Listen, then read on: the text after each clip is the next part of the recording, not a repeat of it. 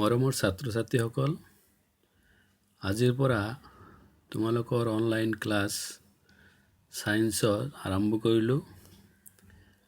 তোমালোকক মই প্ৰথম চেপ্টাৰটো পঢ়াইছিলোঁ, কিন্তু ইতিমধ্যে আমাৰ বোৰ্ডৰ পৰা অৰ্থাৎ সেৱাৰ পৰা তোমালোকৰ সিলেবাস দিছে। এই সিলেবাসত দেখাইছে যে প্ৰথম ইউনিট টেষ্ট তোমালোকৰ কাৰণে অধ্যায় 5 অৰ্থাৎ মৌল অধ্যায় 5 তোমালোকৰ মৌলৰ পৰ্যাবৃত্ত শ্ৰেণী বিভাজন,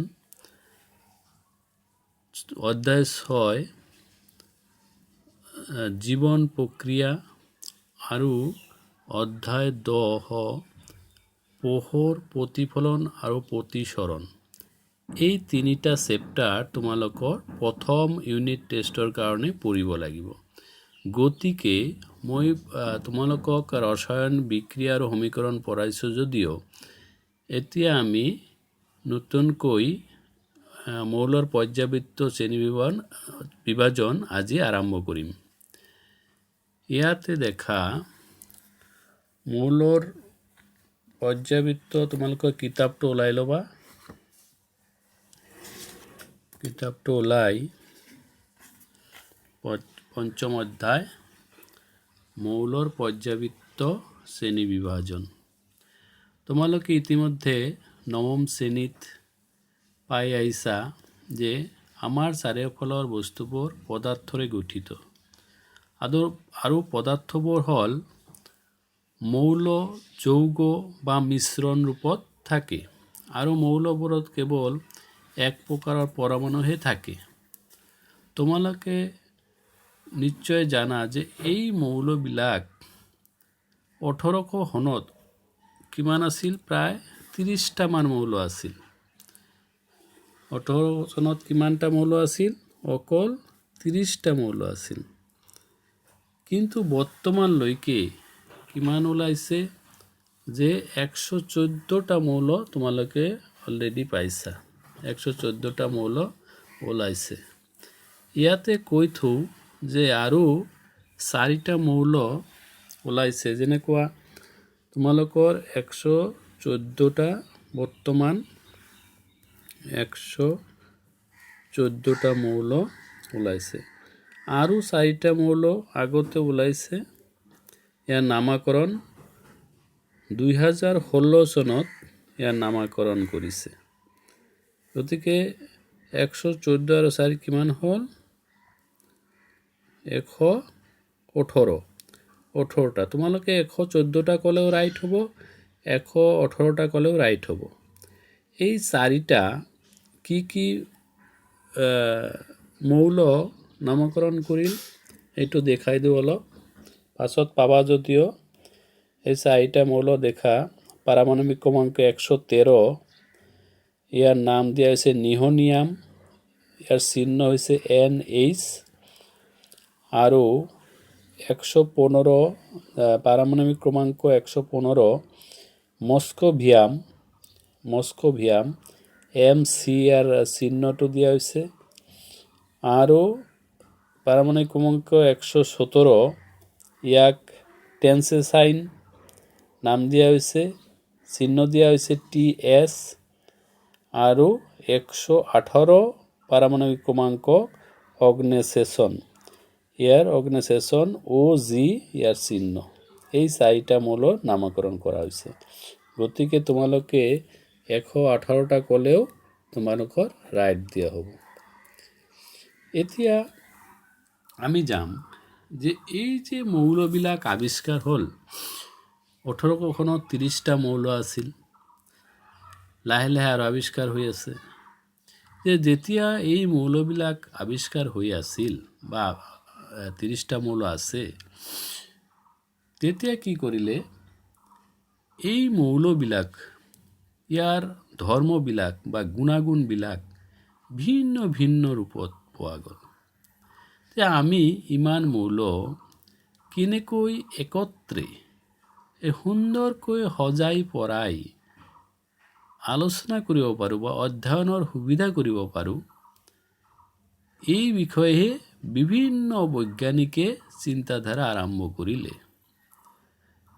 ইয়াত তোমালোকৰ এটা উদাহৰণ বা এটা গল্প দিছে দেখা যে তোমালোকক যদি এটা গুপ্ত ধনৰ সন্ধান দিয়া হয়, গুপ্তধন বুজা না, যে ক'ত বা ধন আগতে মানুহে ৰাখি দিছিল, সেই ধনৰ এটা মেপ চিত্ৰ পোৱা গৈছে। মেপটো কিন্তু সম্পূৰ্ণ মেপটো পোৱা যোৱা নাই, কেই টুকুৰামান এই মেপৰ টুকুৰা পোৱা গৈছে, চিঙা পঙা পোৱা গৈছে। এতিয়া এই ৩-৪টা টুকুৰা দি এই গুপ্ত ধনৰ সঠিক ঠাইটো ওলাব পৰা যাবনে? এইটো অসম্ভৱ হৈ যাব, এটা ঝামেলাত পৰি যাব, কাৰণ এইটো কোনো চিষ্টেমেটিক নাই। চিঙা কেইমান মেপৰ এটা টুকুৰা, কেইটামান টুকুৰা, এই টুকুৰা মিলাই তুমি সঠিক স্থান পোৱাটো এইটো এটা সাংঘাতিক কথা হ'ব। সেইকাৰণে কি কৰিছে যে এই ঠিক এনেকৈ যে বেমেজালি, এই বেমেজালিটো আমাৰ এই মৌলবিলাকৰ অধ্যয়নত আৰম্ভ হৈছিল। তো এইবিলাক কেনেকৈ শৃংখলাবদ্ধৰ ভিতৰত অনা যায়, সেইকাৰণে কৈছে বিশৃংখলাৰ মাজত, তোমালোকৰ কিতাপত ভালকৈ দেখা, বিশৃংখলাৰ মাজত শৃংখলা, মৌলৰ শ্ৰেণী বিভাজনৰ প্ৰথম প্ৰয়াস কোনে আৰম্ভ কৰিলে? যে ভিন্ন ভিন্ন জীৱবিলাকক যেনেকৈ অধ্যয়ন কৰাৰ কাৰণে শ্ৰেণী বিভাজন কৰা হৈছিল, তোমালোকে জীৱ বিজ্ঞানত পাইছা। ঠিক তেনেকৈ এই মৌলবিলাকো কেনেকৈ সজোৱা হয়, তোমালোকেতো বজাৰত গ'লে দেখিব পাবা যে বিভিন্ন দোকান, কেনেকৈ এটা বজাৰত গ'লে এইটো বোলে কাপোৰৰ দোকান, এইটো বোলে কসমেটিকৰ দোকান, এইটো বোলে গেলামালৰ দোকান, এইটো বোলে ঔষধৰ দোকান, এইটো বোলে মাছৰ দোকান, এইটো বোলে ফল মূলৰ দোকান, এইটো বোলে শাক পাচলিৰ দোকান, এই বিভিন্ন ধৰণৰ দোকানবিলাক দেখিব পোৱা। আকৌ দেখা এটা তুমি কসমেটিকৰ দোকানত গ'লা, তাতে দেখিবা, ধৰা সাবনৰ কথা কোৱা, যে তাত দেখা সাবনবিলাক সুন্দৰকৈ সজাই ৰখা আছে, গা ধোৱা সাবন আলাদা, কাপোৰ ধোৱা সাবন বেলেগকৈ ৰখা হৈছে, এনেকৈ সুন্দৰকৈ সজোৱা ৰখা থাকে।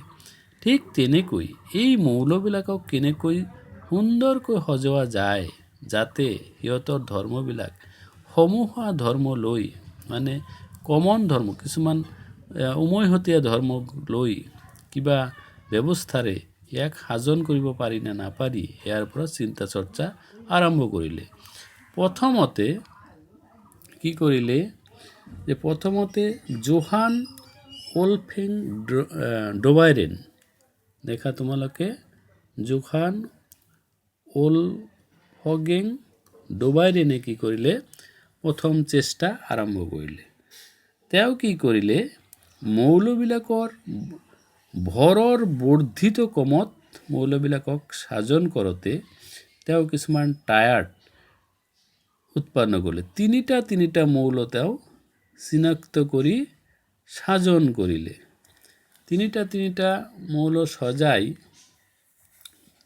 তেওঁ দেখিলে যে প্ৰথম মৌলৰ ভৰ আৰু তৃতীয় মৌলৰ ভৰৰ গড় কৰিলে মাজৰ মৌলটোৰ ভৰৰ প্ৰায় সমান হয়। তেওঁ উদাহৰণ হিচাপে কি ল'লে, লিথিয়াম, এনাত লিখি দেখাই আছোঁ, তেওঁ ল'লে লিথিয়াম। তোমালোকৰ এইবিলাক মনত আছে না নাই? তোমালোকক পঢ়িব দিয়া হৈছিল মৌলবিলাকৰ চিহ্ন, তাৰ পাছত মৌলবিলাকৰ পাৰমাণৱিক ক্ৰমাংক, তাৰ পাছত মৌলবিলাকৰ ভৰ আৰু মৌলবোৰৰ কি যোজ্যতা, এই 4টা বস্তু তোমালোকক মুখস্থ কৰিব দিয়া হৈছিল, কিন্তু কৰিছানে নাই তোমালোকে জানা। তেওঁ কি কৰিলে, লিথিয়াম, ছডিয়াম আৰু পটাছিয়াম, তিনিটা মৌল ল'লে।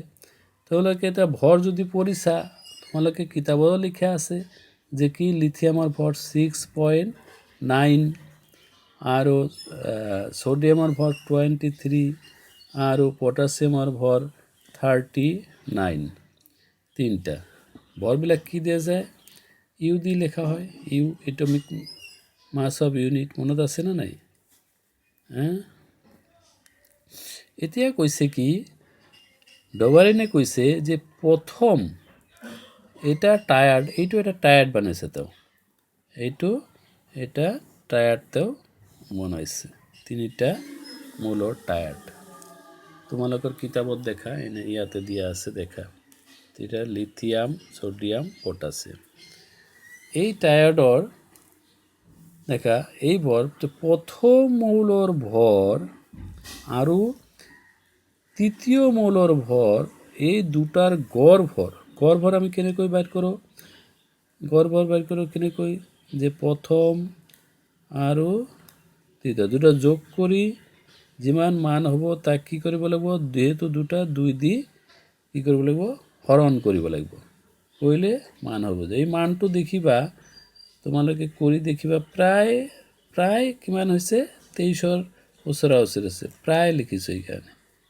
প্ৰায় বুজিছে না প্ৰায় ওচৰা ওচৰি হৈছে 23ৰ ওচৰত তেতিয়া ইয়াৰ সোডিয়ামৰ ভৰ 23 ওচৰা ওচৰি হৈছে এইটো তেওঁ উলিয়াইছিল উলাই তেওঁ কি কৰিলে তিনিটা টায়াৰ্ড বাইৰ কৰিলে কেনেকুৱা কৰিলে দেখা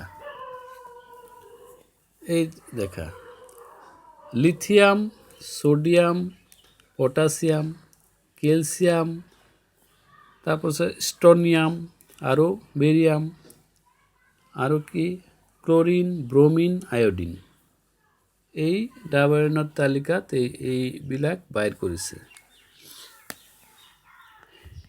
ইয়াৰ উপৰে দেখা তোমালোকে কিতাপত দিছে কিছুমান গোট বি সি এ ডাবায়নে টায়াৰ্ডৰ গঠন কৰা পাবা ডবাৰিনে এই সকলোলৈকে জ্ঞাত হোৱা মৌলবোৰৰ মাজৰ পৰা মাত্ৰ তিনিটা টায়াৰ্ডহে চিনাক্ত কৰিব পাৰিছিল সেইবাবে টায়াৰ্ড হিচাপে শ্ৰেণী বিভাজন এই পদ্ধতিত ব্যৱহাৰ উপযোগী নাছিল তেওঁ তেতিয়া কিমানটা আছিল প্ৰায় 30টা মৌল আছিল কিন্তু তেওঁ বাইৰ কৰিব পাৰিছিল কেইটা মাত্ৰ তিনিটা টায়াৰ্ডহে তেওঁ ওলাব পাৰিছিল সেই কাৰণে তেওঁৰ এই যেটো ব্যৱস্থাপনা তেওঁৰ যেটো টেবুলিং এটো তেওঁ কৰিব পৰা নাছিল শুদ্ধভাৱে কৰিব পৰা নাছিল কাৰণ বাকিবিলাক মৌলক তেওঁ কোড জাগা দিব এটোৰ কোনো ব্যৱস্থাই তেওঁ কৰিব পৰা নাছিল অকল তিনিটা দলহে তেওঁ বনাইছিল আৰু কি যে তেওঁ বৰ্ধিত হাৰত ভৰৰ বৰ্ধিত হাৰত এই মৌলবিলাকৰ সজন কৰিছিল এটো এটা সঠিক পদ্ধতি নাছিল এইবিলাকক ডবাৰিনৰ যেটো পৰ্যায়বৃত্ত তালিকা এটো সীমাবদ্ধতা বুলি কোৱা হয় সীমাবদ্ধতা হল ইয়াৰ যেটো পদ্ধতি তেওঁ ব্যৱহাৰ কৰিছিল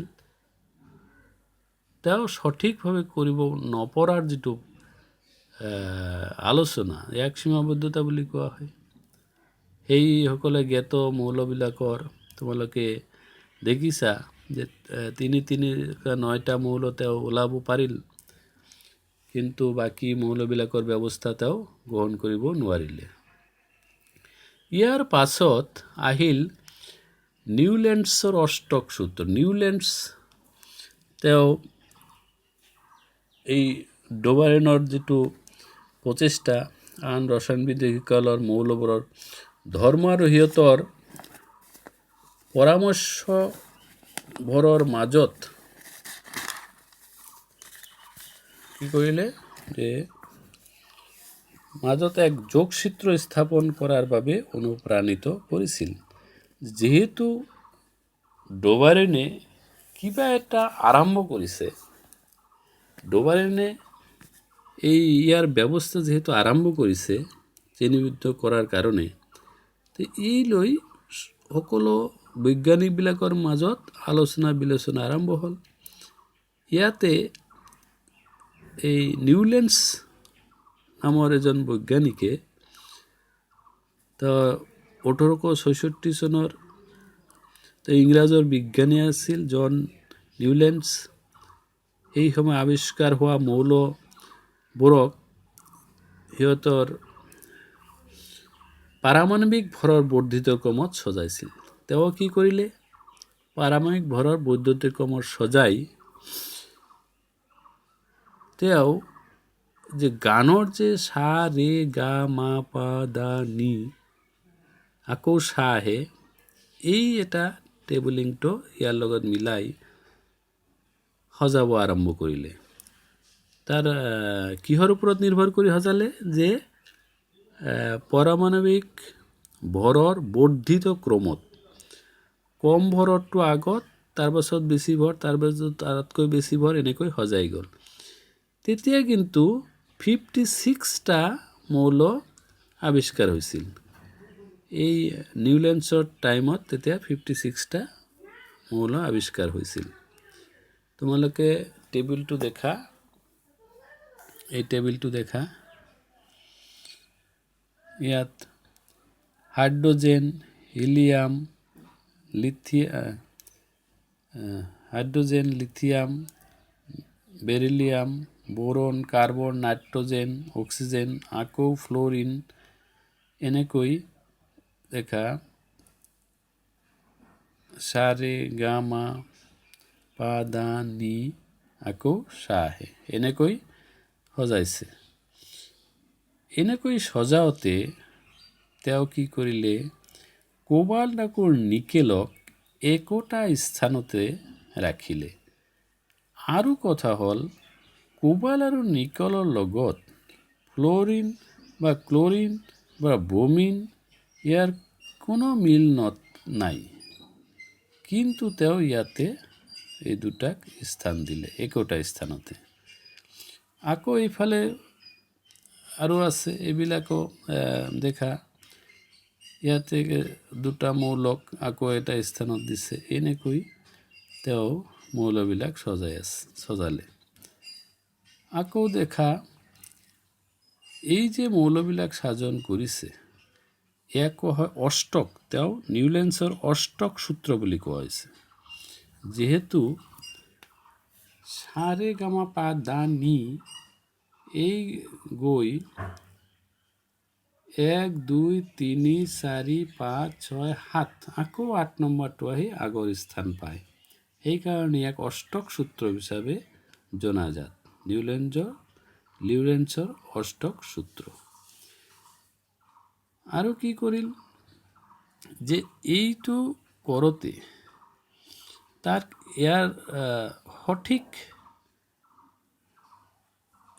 নিয়ম অৱলম্বন কৰা নাই বুলি ইয়াৰ কিছুমান সীমাবদ্ধতা দেখা গ'ল।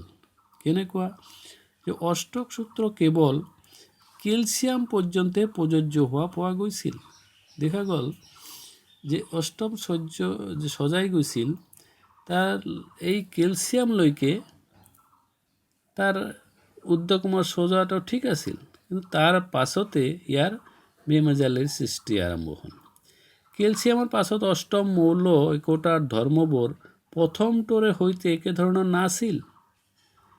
নিউল্যান্ডছে প্ৰকৃতিত কেৱল 56টা মৌল থকা বুলিহে জানিছিল, আৰু ভৱিষ্যতেও আৰু অধিক মৌল আৱিষ্কাৰ নহ'ব বুলিয়ে ধৰিছিল। কিন্তু পৰৱৰ্তী কালত অনেক নতুন মৌল আৱিষ্কাৰ হোৱাত এইবোৰৰ ধৰ্মবোৰ অষ্টক সূত্ৰৰ লগত খাপ খোৱা নাছিল। তেওঁ ভাবিছিল যে আৰু মৌল সৃষ্টি নহ'ব, এই 56টা মৌল এইটোই থাকিব। এইটো এইবিলাক হ'ল তাৰ সীমাবদ্ধতা।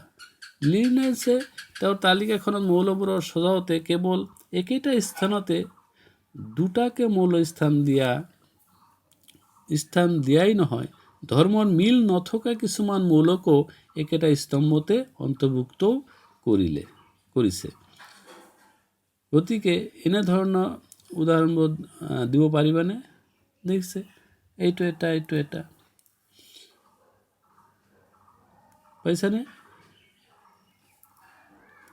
আৰু কি কৈছে মন কৰিবলৈ তালিকাখনৰ কোবাল্ট আৰু নিকেলৰ স্থান একেটা আৰু ইহঁতক ফ্ল'ৰিন ক্ল'ৰিন আৰু ব্ৰমিনৰ সৈতে একেটা স্তম্ভতে ৰাখিছে অথচ ইহঁতৰ ধৰ্ম এই কেইটা মৌলৰ পৰা যথেষ্ট পৃথক আইৰণৰ ধৰ্ম কোবাল্ট আৰু নিকেলৰ লগত মিলে যদিও ইয়াক এই মৌলকেইটাৰ পৰা আঁতৰত ঠাই দিয়া হৈছে ইয়াতে ৰাখিছে ক'ত কোবাল্ট নিকেল আৰু ইয়াতে আইৰণ ৰাখিছে এনেদৰে চালে নিউল্যান্ডছৰ অষ্টক সূত্ৰটো কেৱল পাতল মৌলবোৰৰ ক্ষেত্ৰতহে ভালদৰে প্ৰযোজ্য যেন দেখা গৈছিল কি যিবিলাক পাতল মৌল ওপৰত এই মৌলবিলাক এইকেইটাতহে ইয়াত প্ৰযোজ্য হৈছিল আকৌ এনেকৈ আগবাঢ়ি গৈ তেওঁ এই অষ্টক সূত্ৰৰ তালিকাটো প্ৰস্তুত কৰিলে ইয়াততো এই যে আৱিষ্কাৰ হৈ আছে তে লাহে প্ৰথমে আছিল টায়াৰ্ড তাৰপাছত অষ্টক লৈ আহিল ইয়াৰ পাছত আকৌ মেণ্ডেলিফে কি কৰিলে যে নিউল্যান্ডছৰ অষ্টক সূত্ৰটো নাকচ হোৱাৰ পাছতো মৌলৰ ধৰ্ম আৰু সিহঁতৰ পাৰমাণৱিক ঘৰৰ সম্বন্ধ স্থাপন কৰিবলৈ পৰাকৈ এক আঁচনি উদ্ভাৱনৰ বাবে বহুতো বিজ্ঞানে প্ৰচেষ্টা চলি আছিল ৰিচাৰ্চ চলি আছিল কেনেকৈ এই মৌলবিলাকক এটা টেবিলত অন্তৰ্ভুক্ত কৰা যায় ইয়াৰ অধ্যয়নৰ কাৰণে তেতিয়া কি কৰিলে ৰুছ ৰাসায়ন বিজ্ঞানী ডিমিট্ৰি আইভেন'ছিভ মেণ্ডেলিভ তেওঁ এই মৌলবিলাকৰ শ্ৰেণী বিভাজন কৰাত উদ্বিগ্ন হ'ল মৌলৰ পৰ্যায়িত তালিকা এখনৰ প্ৰাৰম্ভিক বিকাশত তেওঁ অতিশয় গুৰুত্বপূৰ্ণ অৱদান আগবঢ়াইছিল তালিকাখনত মৌলবোৰক সিহঁতৰ মৌলিক ধৰ্ম পাৰমাণৱিক ভৰ আৰু ৰাসায়নিক ধৰ্মৰ সাদৃশ্য ভিত্তিত সজোৱা হৈছিল কিহৰ যে ৰাসায়নিক ধৰ্ম আৰু ৰাসায়নিক ধৰ্মৰ সাদৃশ্য ভিত্তিত সজোৱা হৈছিল মেণ্ডেলিফৰ সময়ত দেখা গৈছিল যে তেতিয়া কেইটা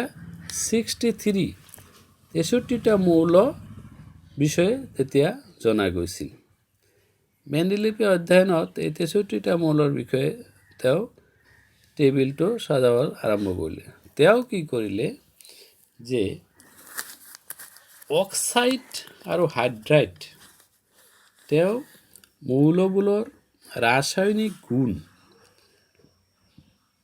পাৰমাণৱিক ভৰৰ সৈতে সিহঁতৰ ভৌতিক আৰু ৰাসায়নিক ধৰ্মৰ সম্পৰ্ক পৰীক্ষা কৰি চাই কি কৰিলে ৰাসায়নিক ধৰ্মসমূহৰ ভিতৰত মৌলবোৰৰ অক্সিজেন আৰু হাইড্ৰজেনৰ সৈতে গঠন যৌগবোৰৰ ওপৰতহে মেণ্ডেলিফে গুৰুত্ব দিছিল তেওঁ কি কৰিছিল যে মৌলবোৰে অক্সিজেনৰ লগত বিক্ৰিয়া কৰে অক্সাইড হ'ব আৰু হাইড্ৰজেনৰ লগত বিক্ৰিয়া কৰি হাইড্ৰাইড হ'ব এই গুণৰ ওপৰত ভিত্তি কৰি তেওঁ সাজনত গুৰুত্ব দিছিল তেওঁ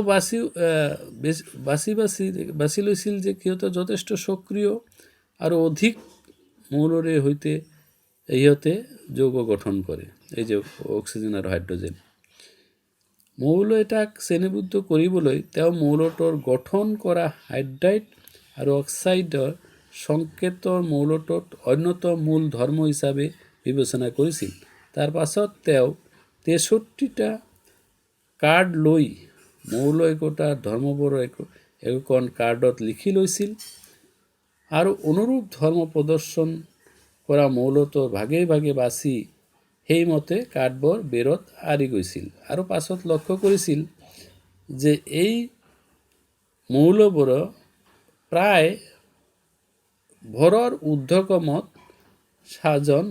সজ্জিত হৈছে ক্ৰমে একেলগে এইটো দেখা গৈছিল যে নিৰ্দিষ্ট এটা ব্যৱধান অন্তত একেবাৰে ৰাসায়নিক ধৰ্ম দেখুওৱা মৌলবোৰৰ পুনৰাবৃত্তি ঘটে ইয়াৰ ওপৰত ভিত্তি কৰিয়ে মেণ্ডেলিফে পৰ্যায়িত সূত্ৰ প্ৰতিস্থাপন কৰিছিল এই সূত্ৰটো হ'ল মৌলবোৰৰ ধৰ্মবোৰ সিহঁতৰ পাৰমাণৱিক ভৰৰ পৰ্যায়ক্ৰমে সলনি হয় এইটো হ'ল তাৰ সূত্ৰৰ মূল কথা যে মৌলবোৰৰ ধৰ্মবোৰ সিহঁতৰ পাৰমাণৱিক ভৰৰ পৰ্যায়ক্ৰমে সলনি হয়।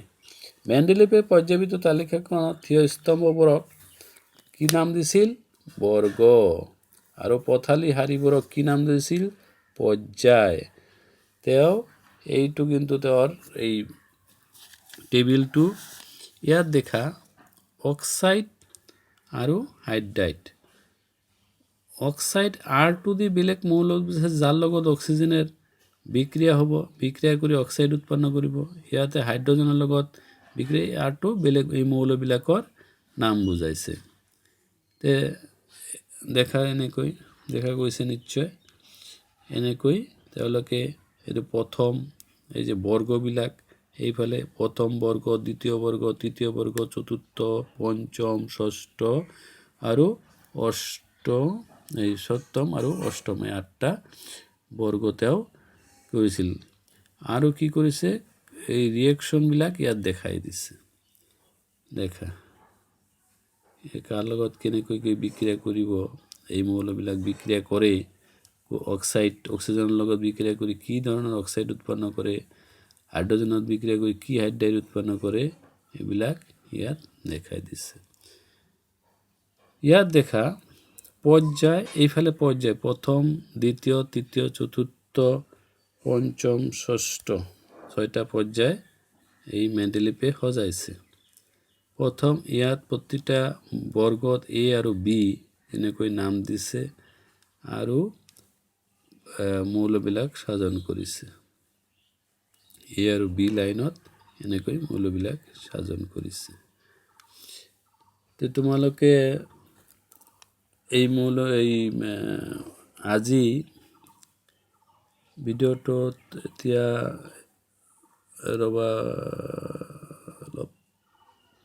ভিডিঅ'টো অলপ ৰাখিছোঁ।